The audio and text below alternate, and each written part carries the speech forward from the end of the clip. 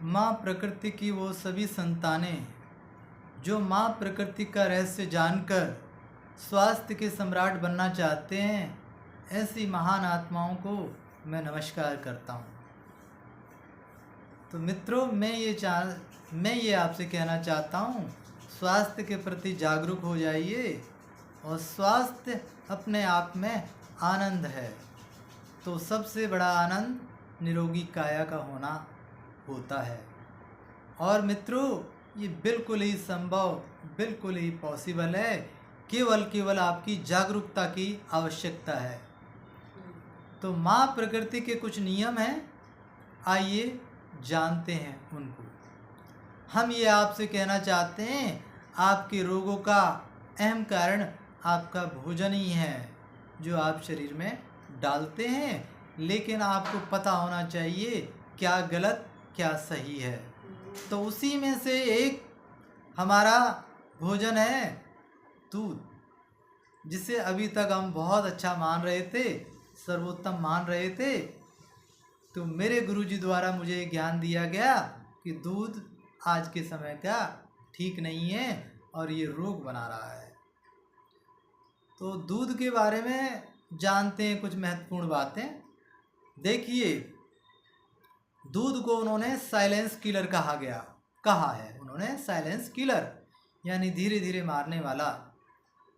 तो मैं आपको एक उदाहरण के माध्यम से ये बातें स्पष्ट करना चाहता हूँ।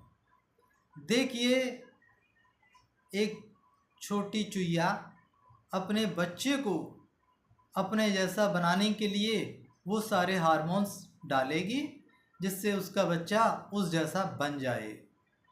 एक हाथी जो 1000-1500 किलो का होता है, अपने बच्चे को 1000-1500 किलो का बनाने के लिए उसमें वो सारे हार्मोन्स डालेगा। ऐसे ही गाय और भैंसें अपने बच्चे को 400-500 किलो का बनाने के लिए वो हार्मोन्स सब कुछ डालती है कि उसका बच्चा भी उसी की तरह बन जाए। और मानव 60-70 किलो का होता है, तो 60-70 किलो का मानव बन जाए, उसकी माँ उसमें वो सारे हार्मोन्स डालती है कि मेरा बच्चा 60-70 किलो का बन जाए। अब मेरा आपसे ये सवाल है, आप आज की जीवन शैली के अनुसार 400-500 किलो वाली गाय भैंसों का दूध आप पियोगे, कैसे हजम होगा? देखिए, अब आप ये कहोगे कि हमारे पूर्वज तो दूध पीते थे और आप दूध पीने के लिए मना करते हो। तो मैं ये कहना चाहता हूँ, देखिए वो कितना परिश्रम करते थे। वो खेतों में 5-5, 6-6 घंटे मेहनत का कार्य करते थे और उनकी पीठ पर धूप लगती थी, तब जाकर वो दूध उनको आसानी से हजम हो जाता था। और पहले समय का दूध बड़ा ही सात्विक हुआ करता था और वो पशुओं को प्रेम करते थे, स्नेह करते थे और उनकी अच्छे से देखभाल करते थे। लेकिन आजकल हम ये देख रहे हैं, ऐसा नहीं होता। दूध को एक उद्योग बना दिया गया है। आप वहाँ जाकर देखिए, जहाँ डेयरियाँ हैं, 4-4, 500-500 पशुओं को रखा जाता है और बड़े ही गंदे तरीके से रखा जाता है और मशीनों के द्वारा उनका दूध खींचा जाता है। अब किस जानवर को कितना दूध देना है, ये उनके पास कोई कैलकुलेशन नहीं होती। वो तो केवल मशीन लगा के छोड़ देते हैं। तो उससे होता क्या है, पहले उनका दूध आता है मशीनों के द्वारा, फिर वो मशीनें इतनी पीड़ा पहुंचाती हैं, उनके थनों में घाव भी हो जाते हैं, उनका ब्लड भी उसमें आ जाता है दूध के अंदर।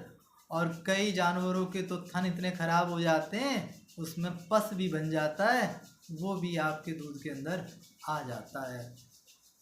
देखिए, जानवरों ने क्या दूध आपके लिए दिया है? नहीं, उसने प्रेम और स्नेह बस अपने बच्चे के लिए दूध वो तैयार किया है, आपके लिए नहीं। उस माँ की हालत देखिए, वो अपने बच्चे को दूर रस्सी से बंधा हुआ देखती होगी तो उसे क्या लगता होगा?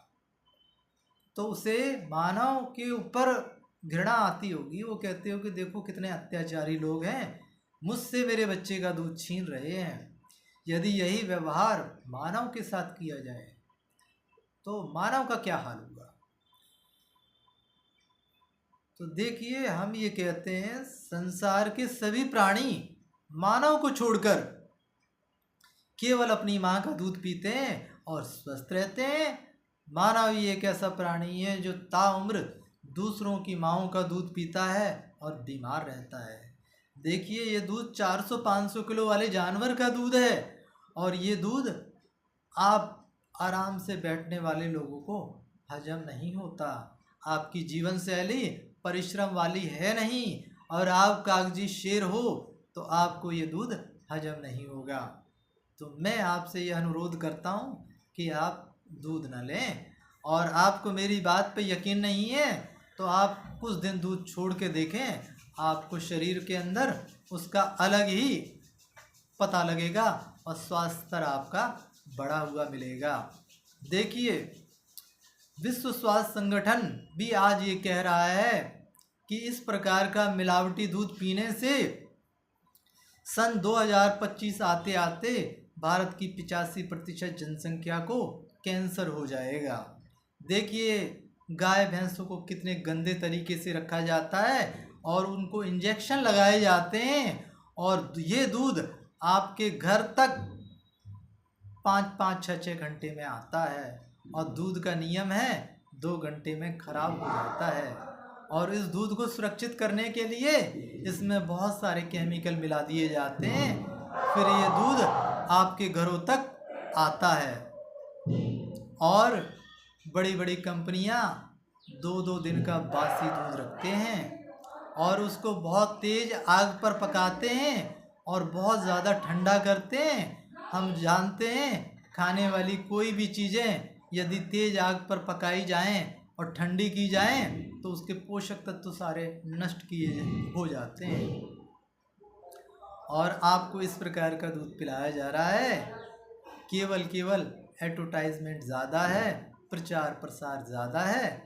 तो हम ये आपसे अनुरोध करेंगे, जिन लोगों को बड़ी और गंभीर बीमारियां हैं वो कृपया दूध का सेवन न करें। दूध का विकल्प लेकर आए ना, सात्विक दूध लेकर आए। सात्विक दूध आसानी से तैयार हो जाता है। माँ प्रकृति द्वारा दिया हुआ सर्वोत्तम आहार है नारियल। इसे शास्त्रों में अमृत इसी को कहा गया है। देखिए, अमृत निकला है समुद्र मंथन से और नारियल पानी हमारा समुद्र के ही किनारे होता है। तो नारियल को हमारे ग्रंथों में श्रीफल कहा गया है। तो आप, सस्ता भी है, आप नारियल अपने घर लेके आएँ, नारियल का पानी पिएं और नारियल की जो गोला गिरी है उसको कटिंग कर करके मिक्सी में डालकर पानी मिलाकर दूध तैयार कर सकते हैं। सर्वोत्तम दूध है ये, माँ के समान हजम होने वाला दूध है।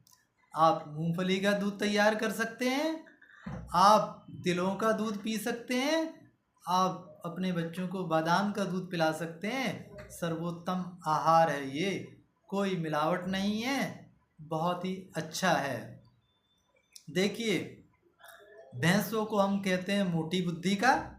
जिसको कोई बात समझ नहीं आए तो उसे कहते हैं ये मोटी बुद्धि का है, और भैंस को भी मोटी बुद्धि का कहा जाता है।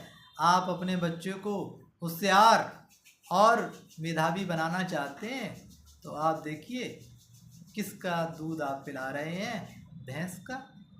हार्मोनल डिसबैलेंस हो जाते हैं। तो मैं कहूँगा इस प्रकार से बादाम का, तिलों का, नारियल का दूध अपने बच्चों को दें और उन्हें स्वस्थ बना दें। नमस्कार दोस्तों, शुक्रिया दोस्तों।